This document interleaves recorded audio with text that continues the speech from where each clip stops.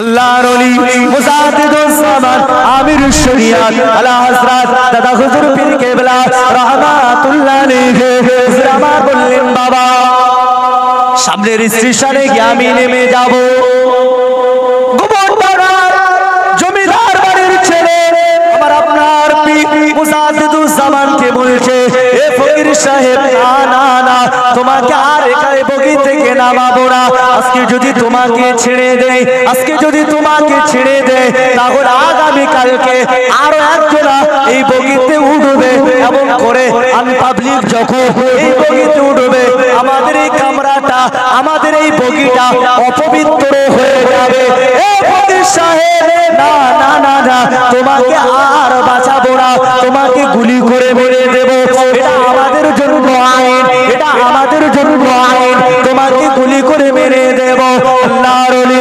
মুজাদ্দিদুস জামান পীর আবু বকর সিদ্দিক রাহমাতুল্লাহ আলাইহি হুজুর আমার ওই সময়তে বললেন এ জমিদার বাড়ির ছেলে যদি তোমার বন্দুকের আঘাতে যদি আমি আবু বকর আমার মৃত্যু হয়ে যায় আমার কোনো এসে যায় না কিন্তু পরের স্টেশন আসার আগে আমাকে মৃত্যু বরণ করিয়ে দিও আমাকে গুলি করো স্টেশন চলে আমি ফকির সাহেব আমি শহীদ হয়ে গেছি আমি এখান থেকে নেমে ওই বগিতে চলে যাব বাবা পরের স্টেশনে কি আমি নেমে আবার ওই ভিড় ভাট্টা হলে কি হবে আমি আবার ওই বগিতে যাব ফকির ডাঙ্গার গোবর ডাঙ্গার ওই জমিদার বাড়ির বেবে ছেলে বলছে যে না আর তোমাকে রেহাই নাই তোমাকে আমার এই বন্দুকের আগায় তোমাকে শেষ হবে তোমার জীবনটা শেষ হয়ে যাবে আল্লাহর ওলি আল্লাহ পাকের কাছে ফরিয়াদ করছেন আল্লাহ আজকে যদি এই বন্দুকের আগায় যদি আমি আবু বকর আমার যদি মৃত্যু থাকে নিশ্চিত মৃত্যু হবে না মৃত্যু হবে না আল্লাহর ওলি মুজাদ্দিদুস জামান দাদা হুজুর পীর কেবলা রাহমাতুল্লাহ আলাইহি হুজুর আমার ওই সময় বলছেন যে বাবা আমাকে যদি মারতে হয় তাহলে পরের স্টেশন আসার আগে আমাকে মারো নচেত পরের স্টেশন এলে আমি নেমে যাব গোবরডাঙ্গার সেজো বাবু ওই সময়তে কি বলছে যে পরের স্টেশন তোমাকে সময় দেব না 1 সেকেন্ডের ভিতরে তোমাকে শেষ করে দেব শেষ আল্লাহর ওলি মুজাদ্দিদুস জামান আবু বকর সিদ্দিক রাহমাতুল্লাহ আলাইহি এ উম্মতরা এ রাসূলুল্লাহ দিওয়ানারা ও আবার আল্লাহ পাকের বান্দা বান্দি গণেরা দাদা পীর নাম শুনেছি দাদা পীরকে তো আমরা চোখে দেখি না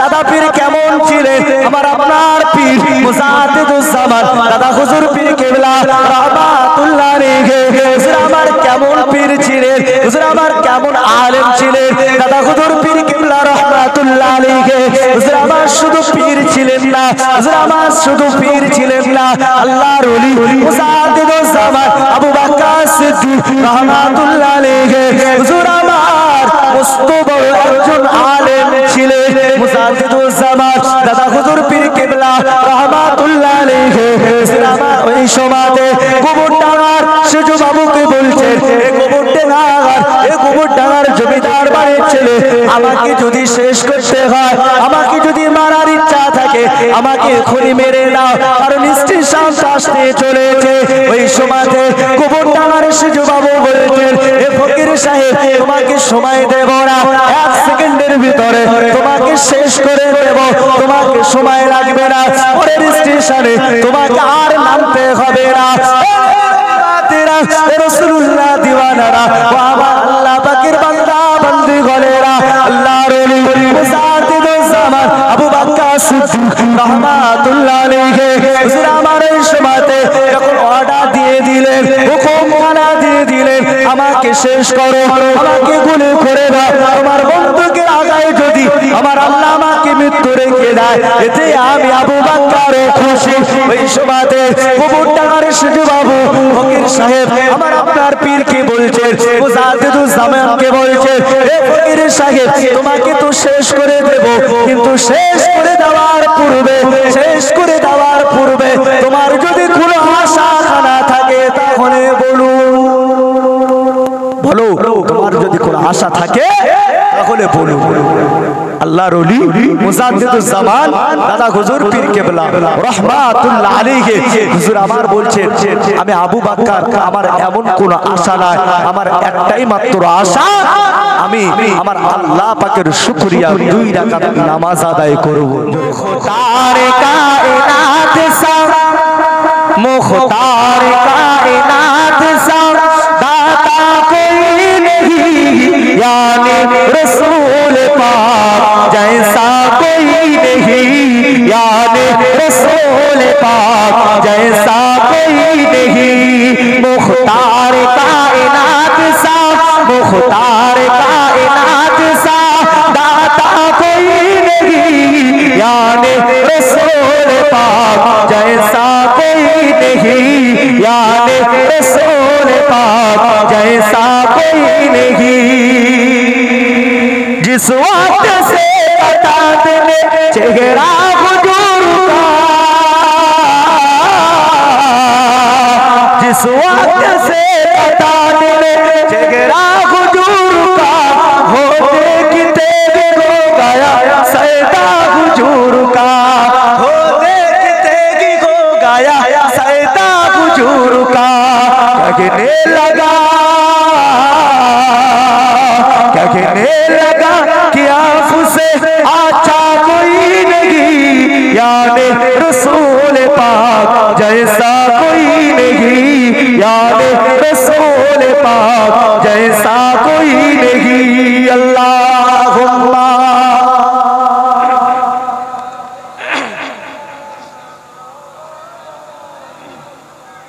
व अला आलि सय्यिदिना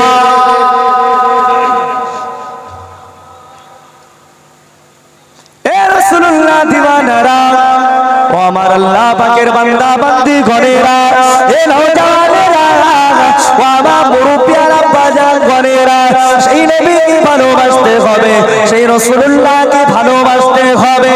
আল্লাহ নবীকে না দেখতে পেয়ে সাহাবায়ে কেরামেরা তারা কতটা পরেশানি হয়ে পড়েছিল। হযরতে বেলাল রাদিয়াল্লাহু তাআলা আনহু আবার দ্বিতীয়বার আবার আযান দিচ্ছে। দ্বিতীয়বার আযান দেওয়ার পরে হযরতে বেলাল রাদিয়াল্লাহু তাআলা আনহু আবার দেখো আশহাদু আন্না মুহাম্মাদার রাসূলুল্লাহ বললেন। হযরতে বেলালের শাহাদাত আঙুলটা পূর্বের নাই আবার মিম্বারের দিকে চলে গেলেন। আবার যখন মিম্বারের দিকে চলে গেলেন আমার নবীকে না দেখতে পেয়ে হযরতে বেলাল আবার বেহুশ হয়ে গেলেন। মদিনার মসজিদের জমিনে মিম্বার শরীফে মদিনার মসজিদুন নববীতে পড়ে গেলেন। হযরতে বেলালের আবার হুশ কানা বিললেন। হযরতে বেলালকে আবার দ্বিতীয়বার বললেন ও বেলাল আযান দেন ভাই আযান দেন। আপনার আযানের জন্য মদিনাবাসীর অপেক্ষা করছে ভাই আযান দেন আযান দেন। হযরতে বেলাল আযান দেবেন, হযরতে বেলাল আযান দেবেন। কিতাবের ভিতরে এসেছে হযরতে বেলাল যখন দ্বিতীয়বার যখন আযান দেন আল্লাহর নবীর যখন হযরতে বেলাল যখন রুহানি অবস্থাতে নবী আমার মিম্বার শরীফে হাজির হলেন। হযরতে বেলাল আযান দেন আশহাদু আন্না মুহাম্মাদার রাসূলুল্লাহ। হযরতে বেলাল যখন আবার বললেন বেলালের শাহাদাত আঙুলটা আমার নবীর দিকে মদিনার মসজিদের মিম্বার শরীফের দিকে বেলালের শাহাদাত আঙুলটা চলে গেলেন। আমার নবীকে হযরতে বেলাল রুহানি অবস্থাতে দেখতে পেলেন। আরো জোরে বলেন সুবহানাল্লাহ। এ নবীর উম্মতিরা তারা কেমন নবীকে মেনেছিলেন, কেমন নবীকে প্যার করেছিলেন, কেমন নবীকে মহব্বত করেছিলেন। আজকে আমরা যদি সেই নবীকে মহব্বত করে সেই রাসূলুল্লাহকে যদি প্যার করি তাহলে আমরাও নাজাত পেতে পারব। ঠিক যে জায়গাতে আমি এসে ছেড়ে এসেছি বলতে বলতে এত দূর এসেছি। হযরতে বেলাল যেমন আমার নবীকে ভালোবেসে মহব্বত করে শুধু বেলাল একা নয় নবীর মহব্বতে, নবীর ভালোবাসাতে, নবীর ইত্তেবাতে আমার নবীকে যারা প্যার করেছে, নিজের জানের থেকে নবীকে ভালোবেসেছে, আমার নবীকে যখনই দেখার ইচ্ছা করতে ওখানে অবস্থাতে আল্লাহ নবীর সঙ্গে দিদার হয়ে যেতে জোরে বলে। আর একটু মন খুলে হবে না সুবহানাল্লাহ। হযরতে আবু বকর সিদ্দিক রাদিয়াল্লাহু তাআলা আনহু আমার নবীকে ভালোবেসেছেন, আমার রাসূলকে প্যার করেছেন, আমার নবীকে মহব্বত করেছেন, নিজের জানের থেকে সবকিছু আমার নবীর কদমে দান করে দিয়েছেন জোরে বলে। আর একটু মন খুলে হবে না সুবহানাল্লাহ। তারা কেমন নবীকে ভালোবেসেছিলেন সেই সাহাবায়ে কেরামেরা আমার আপনার নবীকে প্রশ্ন করছেন, আমার আপনার নবীকে জিজ্ঞাসা করছেন হায়াতে থাকাকালে, আমার নবীকে বলছেন ইয়া রাসূলুল্লাহ ইয়া হাবিবাল্লাহ হুজুর আপনি যখন দুনিয়া থেকে পর্দা নেবেন, কারণ আপনার আসার পূর্বে 500 বছর পূর্বে যেমন নবী ঈসাকে আল্লাহ আসমানে তুলে নিয়েছিলেন, এই মাত্র 500 বছরের ডিসটেন্স, এই মাঝে 500 বছর কোন নবী কোন রাসূল আল্লাহ পাক দুনিয়ার জমিনে পাঠাননি, তো তারপরে আল্লাহ পাক আপনাকে পাঠিয়েছেন। আল্লাহ আপনাকে পাঠানোর পরে আপনি এসে দেখছেন সব মানুষ জাহেল, সব মানুষ আল্লাহ বলা হয়ে গেছেন, রাসূল বলা হয়ে গেছেন, আল্লাহকে আল্লাহ বলার মতো কেউ ছিল না। ইয়া রাসূলুল্লাহ ইয়া হাবিবাল্লাহ হুজুর আমাদের পরে কিয়ামত পর্যন্ত আপনি বলছেন কোন নবী আল্লাহ পাঠাবেন না, কোন রাসূল পাঠাবেন না, কোন পয়গম্বর পাঠাবেন না, তাহলে আপনার ওয়াফাতের পর থেকে কিয়ামত পর্যন্ত এই বিশাল লম্বা সময়, এই লম্বা সময়ের ভিতরে আপনার উম্মতানিরা তারাও তো পথভ্রষ্ট হতে পারে। সাহাবায়ে কেরামেরা আমার নবীকে জিজ্ঞাসা করছেন তারাও তো পথভ্রষ্ট হতে পারে। নবী আমার ওই সময় সাহাবায়ে কেরামদেরকে লক্ষ্য করে বললেন ও আমার সাহাবীরা শোনো, আমি রাসূলুল্লাহ বলছি আমার উম্মতানিরা পথভ্রষ্ট হবে না জোরে বলেন। আর একটু মন খুলে হবে না সুবহানাল্লাহ। আল্লাহ নবীর সাহাবীরা আমার আপনার নবীকে জিজ্ঞাসা করলেন ইয়া রাসূলুল্লাহ ইয়া হাবিবাল্লাহ হুজুর কি কারণে হবে না, কি জন্য হবে না? এই সুন্দরিয়ার যুবকেরা, এই নওজওয়ান তরুণেরা, বাবা মুরব্বিয়ানা বাজান করেরা, ওই সময়তে সাহাবায়ে কেরামেরা যখন আমার আপনার নবীকে জিজ্ঞাসা করলেন, নবী আমার সাহাবায়ে কেরামদের ঘরে বললেন ও আমার সাহাবীরা, ও আমার সাহাবারা, আমি রাসূলুল্লাহ জানিয়ে দিলাম, আমি হাবিবুল্লাহ জানিয়ে দিলাম আল্লাহ পাক রব্বুল আলামিন দুনিয়ার জমিনে যেমন নবীদের পাঠিয়েছে, নবীদের জন্য মুজিজা খানা দিয়েছে, নবীরা দুনিয়া থেকে পর্দা নিয়েছে, মুজিজা শেষ হয়ে গিয়েছে। ও আমার সাহাবীরা আমি রাসূলুল্লাহ জানিয়ে দিলাম, আমি হাবিবুল্লাহ জানিয়ে দিলাম আমি রাসূলুল্লাহ দুনিয়া থেকে পর্দা নেব, কিন্তু আমার মুজিজা থেকে যাবে। আরো জোরে বলেন সুবহানাল্লাহ। আল্লাহ নবী সাহাবীরা ওই সময় আমার আপনার নবীকে জিজ্ঞাসা করলেন ইয়া রাসূলুল্লাহ ইয়া হাবিবাল্লাহ হুজুর কি মুজিজা থাকবে? হে নবীর উম্মতেরা, আল্লাহ নবী সাহাবীরা যখন আমার আপনার নবীকে জিজ্ঞাসা করলেন, নবী আমার ওই সময় বললেন ও আমার সাহাবীরা, ও আমার সাহাবারা, আমি রাসূলুল্লাহ জানিয়ে দিলাম, আমি হাবিবুল্লাহ জানিয়ে দিলাম আল্লাহ পাক রব্বুল আলামিন কম বেশি 4 থেকে 4,500 মুজিজা আমি নবী আমাকে দিয়েছেন। এই 4,500 মুজিজা আমি নবী আমার কাছে বড় না। কত?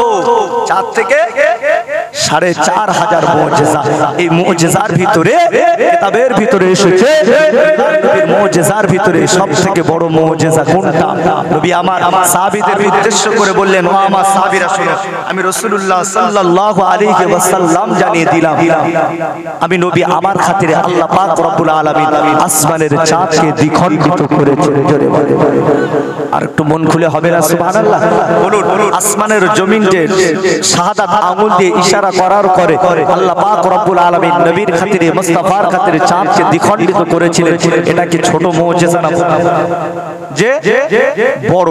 এরপরে আমার সাহাবীদের উদ্দেশ্য করে বললেন ও আমার সাহাবীরা, আমার আল্লাহ পাক রব্বুল আলামিন আমি নবী আমার মহব্বতের ডুবন্ত সূর্যকে আবার পশ্চিম আকাশে তুলেছেন জোরে বলে।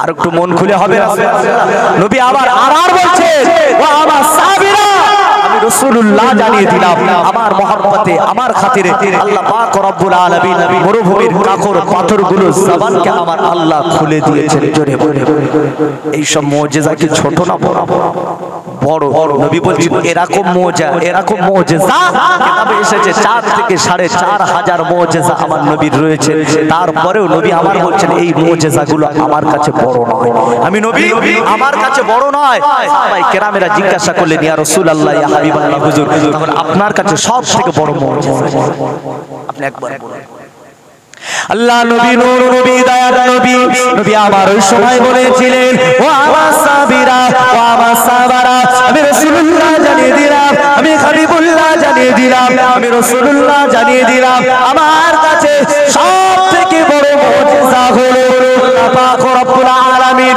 আমি নবী আমার প্রতি যে কিতাবটা নাযিল করে দেন যে কোরআন শরীফ 22 বছর 6 মাস ধরে আল্লাহ পাক রব্বুল আলামিন আমি নবী আমার প্রতি যে কিতাব নাযিল করেছে এই কিতাবটা হলো রাসূলুল্লাহ আমার কাছে সবথেকে বড় মুজিজা আর জোরে বলেন সুবহানাল্লাহ ও নবীর উম্মতেরা ও রাসূলুল্লাহ দিওয়ানারা আমার আল্লাহ পাকের বান্দা বান্দি গণেরা আল্লাহ নবী নূর নবী দয়ার নবী আমার ওই সময় সাহাবায়ে কেরামদের বললেন ও আমার সাহাবীরা ও আমার সাহাবারা আমি রাসূলুল্লাহ যখন দুনিয়া থেকে পর্দা নেব আমার পর্দা নেওয়ার পরে আমার উম্মাতানিরা কোরআন অনুযায়ী চলবে হাদিস অনুযায়ী চলবে ইসমা কিয়াসের উপরে যারা থাকবে আমি রাসূলুল্লাহ জানিয়ে দিলাম তারাই আমি নবী আমার অনুসরণ করে চলবে শুধু তাই না আল্লাহ কোরআন শরীফের ভিতরে জানিয়ে দিলেন ইন্নামা ইয়াখশাল্লাহ মিন ইবাদিহিল উলামা আল্লাহ কোরআন শরীফের ভিতরে জানিয়ে দিলেন দুনিয়ার জমিনে সবথেকে যদি আমি আল্লাহকে যদি ভয় করতে হয় দুনিয়ার জমিনে সবথেকে যদি আমি আল্লাহকে যদি ভয় করে থাকি সেটা অন্য কোন সম্প্রদায় না সেটা হলো আলেম সম্প্রদায় এলেমের উম্মতেরা রাসূলুল্লাহ দিওয়ানারা আল্লাহ নবী নূর নবী আমার হাদিস শরীফের ভিতরে জানালেন আল উলামা ওয়ারাসাতুল আম্বিয়া আল্লাহ নবী বললেন বাবা সাবিরা বাবা সাবারা আমি রাসূলুল্লাহ জানিয়ে দিলাম আমি হাবিবুল্লাহ জানিয়ে দিলাম যে সমস্ত আলেমদের ভিতরে আমার আল্লাহ পাক খৌফে রাগি ভয় করা থাকবে যে সমস্ত আলেমদের ভিতরে আমি রাসূলুল্লাহ আমার সুন্নাত করা থাকবে আমি রাসূলুল্লাহ জানিয়ে দিলাম তারাই প্রকৃত হলো রাসূলুল্লাহ আমার ওয়ারিস আর একটু জোরে হয় না সুবহানাল্লাহ নবী বলছেন ও আমার সাহাবীরা রাসূলুল্লাহ বলছেন তারা হলো প্রকৃত আমি নবী আমার ওয়ারিস আমার ওয়ারিসদেরকে যারা স্মরণ করবে আমি রাসূলুল্লাহ আমাকে স্মরণ করলো জোরে বলে আর একটু মন খুলে হবে না সুবহানাল্লাহ প্রকৃত ওয়ারিস কারা আজকে কাকে আমরা মানছি ইমাম বলে প্রত্যেকটা মাযহাবের ইমাম আছে আমরা কাকে ইমাম বলে মানছি কারণ আজকে যাকে আমরা ইমাম বলে মানবো কোরআন বলছে ইয়াউমা নাদউ কুল্লু উনাসিম বিইমামিহিম কিয়ামতের ময়দানে মাহশারের ময়দানে আল্লাহ পাক রব্বুল আলামিন প্রত্যেককে ইমাম সহ তুলবেন জোরে বলে প্রত্যেককে ইমাম সহ তুলবেন একা নয় আজকে যারাকে আমরা ইমাম বলে মেনেছি কাকে বাংলার জমিনে যিনি শিরককে উৎখাত করেছে এই বাংলার জমিন থেকে বেদাতকে উৎখাত করেছে গায়ের রক্তকে পানি করে রাতের ঘুমকে হারাম করে মুসাদ্দিদুজ জামান আমির শরিয়াত আলা হযরত দাদা হুজুর পীর কিবলা রাহমাতুল্লাহ আলাইহি মুশিরাত আল্লামা হুজুর রাহমাতুল্লাহ আলাইহি রাতের পর রাত জেগে এমন কি গায়ের রক্তকে পানি করে রাতের ঘুমকে হারাম করে দিয়ে এই বাংলার জমিন থেকে শিরক বিদআতকে উৎখাত করে এই বাংলার জমিনে কলেমা প্রতিষ্ঠিত করেছে এই বাংলার জমিনে মানুষের মুখে দাড়ি রেখেছে এই বাংলার জমিনে মাথায় টুপি দিতে শিখিয়েছে তিনি অন্য কেউ না তিনি হলেন ফুরফুরার পীর আবু বকর সিদ্দিক রাহমাতুল্লাহ আলাইহি আর একটু মন খুলে হবে না সুবহানাল্লাহ সেই মুজাদ্দিদুজ জামান দাদা হুজুর পীর কিবলা রাহমাতুল্লাহ আলাইহি আজকে এক শ্রেণীর কিছু জাহেল তারা আমার দাদা হুজুর পীর কিবলা রাহমাতুল্লাহ আলাইহি কে বেদাতি বলেছে কিতাব পড়লো না, কিছু পড়লো না, স্কুলে গেল না, দরজ স্কুল মাদ্রাসা চৌকান্ডে গেল না। তারা বলছে দাদা হুজুর পীর কেবলা বেদাতি ছিলেন। বলুন নাউজুবিল্লাহ। যে মুজাদ্দিদুজ জামান বাংলার জমিন থেকে বেদাত উৎখাত করেছে, সেই মুজাদ্দিদুজ জামানকে বেদাতি বলছেন। কোন মুজাদ্দিদুজ জামান? যে মুজাদ্দিদুজ জামান স্বয়ং মক্কা শরীফ থেকে 40টা কিতাব, হাদিসের কিতাব সনদ সহকারে যিনি পড়েছেন। জোরে বলবেন না? আর একটু মন খুলে হবে সুবহানাল্লাহ। সেই মুজাদ্দিদুজ জামান। কোন মুজাদ্দিদুজ জামান? যে মুজাদ্দিদুজ জামান দাদা হুজুর পীর কেবলা রহমাতুল্লাহ আলাইহি সংক্ষেপ করে বলছি কেন আমরা মানবো। আমরা আমাদের মানার ভিতরে কি ফায়দা আছে? আমি যে আয়াতটা পড়েছি কোরআন শরীফের আয়াত, আমার নবীর যে হাদিস, ইন্নামা ইয়াখশাল্লাহা মিন ইবাদিহিল উলামা আল উলামা ওয়ারাসাতুল আম্বিয়া, এই কোরআনের আয়াত আমার নবীর হাদিসের ভিতরে আমার মুজাদ্দিদুজ জামানের ভিতরে দুটোই ছিল। জোরে বলে আর একটু মন খুলে হবে না সুবহানাল্লাহ। কোন মুজাদ্দিদুজ জামানকে মানবেন? কোন দাদা হুজুর পীর কেবলা রহমাতুল্লাহ আলাইহি মানবেন? যে মুজাদ্দিদুজ জামান কিতাবের ভিতরে এসেছে। সেই সময় তো ব্রিটিশ আমল, ব্রিটিশ আমলে মুজাদ্দিদুজ জামান দাদা হুজুর পীর কেবলা রহমাতুল্লাহ আলাইহি হুজুর আমার বাংলাদেশে যাচ্ছেন। বাংলাদেশ সে সময় কিসে করে যাচ্ছেন?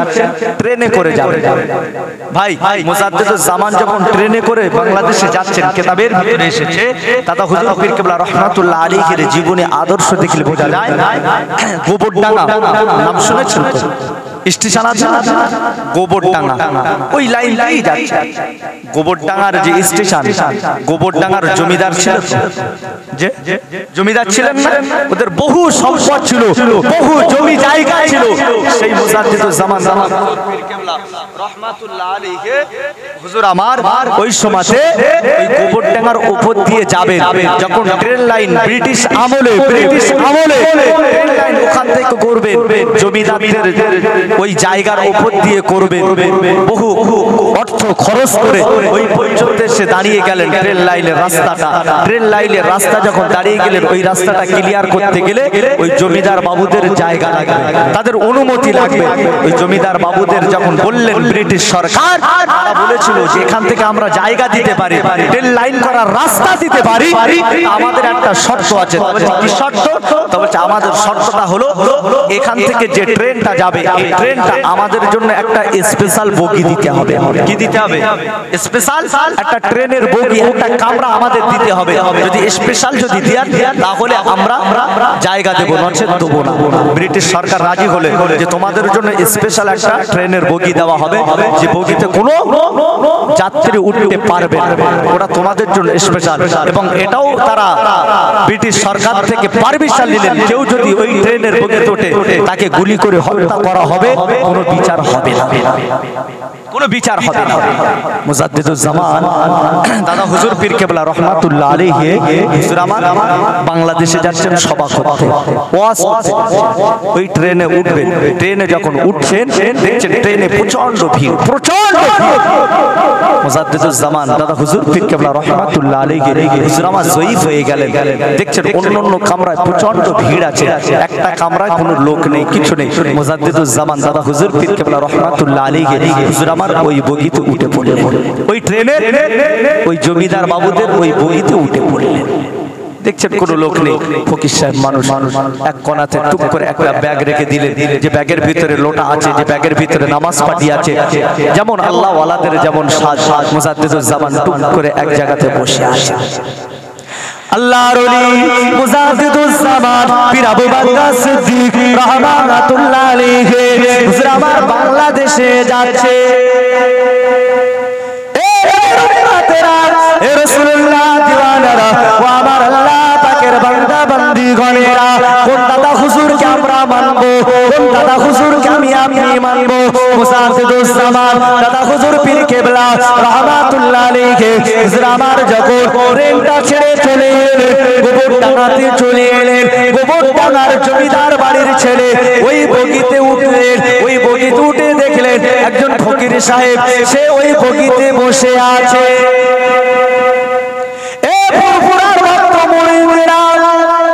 আমার দাদা পীরের ভক্ত ঘরেরা একটু ভালো করে খেয়াল করে শুনে রেখে দেন।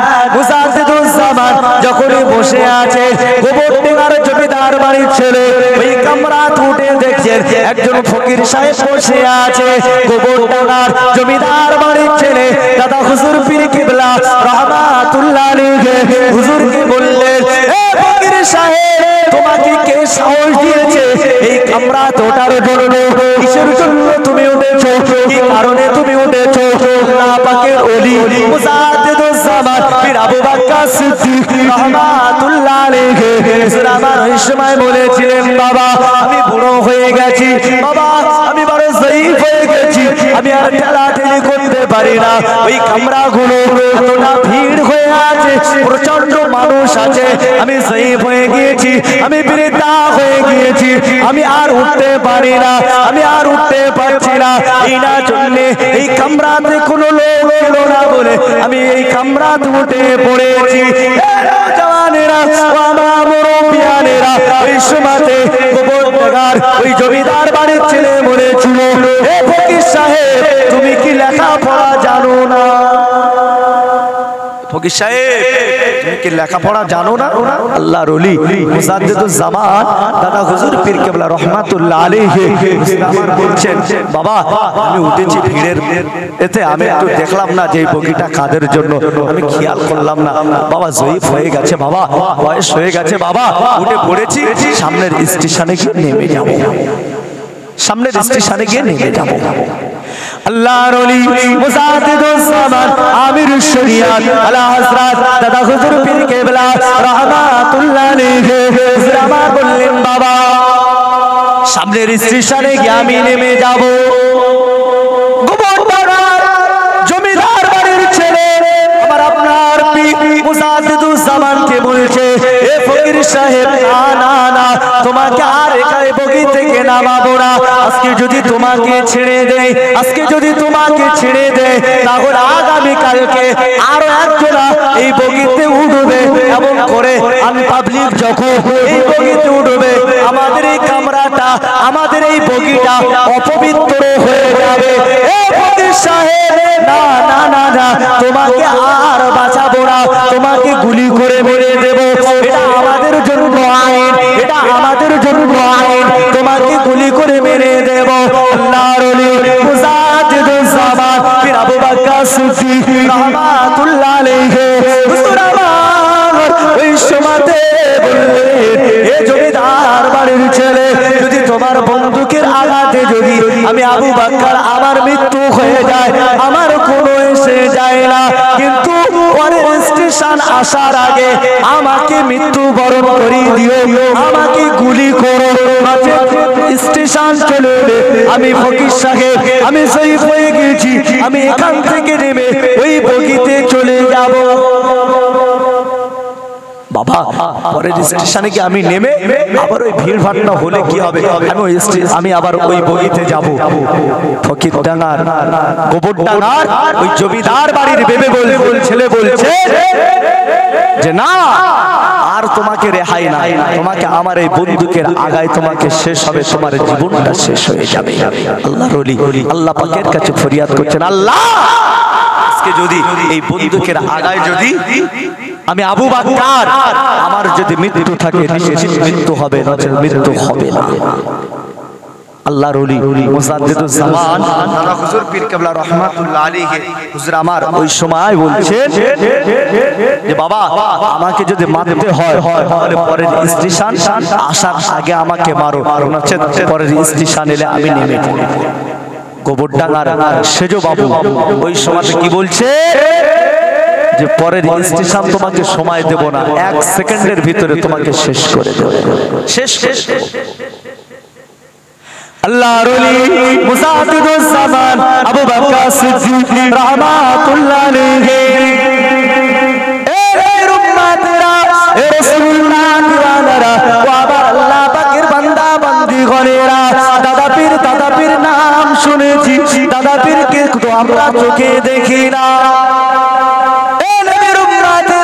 দাদা পীর কেমন ছিলেন? আমার আপনার পীর মুজাদ্দিদুজ জামান দাদা হুজুর পীর কিবলা রাহমাতুল্লাহ আলাইহি হুজুর আমার কেমন পীর ছিলেন, হুজুর আমার কেমন আলেম ছিলেন, দাদা হুজুর পীর কিবলা রহমাতুল্লাহ আলাইহি হুজুর আমার শুধু পীর ছিলেন না, হুজুর আমার শুধু পীর ছিলেন না, আল্লাহর ওলি মুজাদ্দিদুজ জামান আবু বকর সিদ্দিক রহমাতুল্লাহ আলাইহি হুজুর আমার মস্ত বড় একজন আলেম ছিলেন।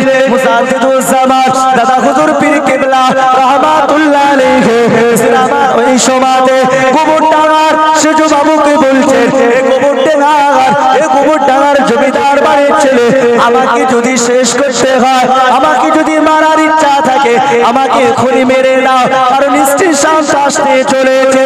ওই সমাজে গোবরডাঙ্গার সেজু বাবু বলছেন, এ ফকির সাহেব তোমাকে সময় দেব না, 1 সেকেন্ডের ভিতরে তোমাকে শেষ করে দেব, তোমাকে সময় লাগবে না, পরের স্টেশনে তোমাকে আর নামতে হবে না। রাসূলুল্লাহ দিওয়ানারা ও আমার আল্লাহ পাকের বান্দা বান্দি গলেরা, আল্লাহর ওলি মুজাদ্দিদুজ জামান আবু বকর সিদ্দিক রহমাতুল্লাহ আলাইহি হুজুর আমার এই সময়তে যখন অর্ডার দিয়ে দিলেন, হুকুমখানা দিয়ে দিলেন, আমাকে শেষ করো, আমাকে গুলি করে দাও, আমার বন্ধুকে আগায় যদি আমার আল্লাহ আমাকে মৃত্যু রেখে দেয়, এতে আমি আবু বকর খুশি। ওই সময়তে গোবরডাঙ্গার সেজু বাবু ফকির সাহেব আমার আপনার পীরকে বলছেন, মুজাদ্দিদুজ জামানকে বলছেন, এ ফকির সাহেব তোমাকে তো শেষ করে দেব, কিন্তু শেষ করে দেওয়ার পূর্বে তোমার যদি কোনো আশা খানা থাকে তাহলে বলো, তোমার যদি কোনো আশা থাকে তাহলে বলো। আল্লাহর ওলি মুজাদ্দিদুজ জামান দাদা হুজুর পীর কিবলা রহমাতুল্লাহ আলাইহি হুজুর আমার বলছেন, আমি আবু বকর, আমার এমন কোন আশা নাই, আমার একটাই মাত্র আশা, আমি আমার আল্লাহ পাকের শুকরিয়া 2 রাকাত নামাজ আদায় করব। জোরে বলে আর একটু মন খুলে বলবেন না সুবহানাল্লাহ, একটু আওয়াজে হয় না সুবহানাল্লাহ।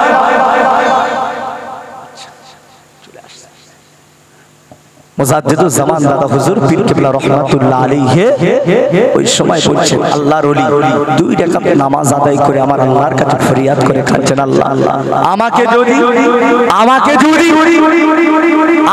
যদি এই বন্দুকের আগায় আপনি আমাকে মৌত রাখেন, নিশ্চিত আমার মৌত হবে।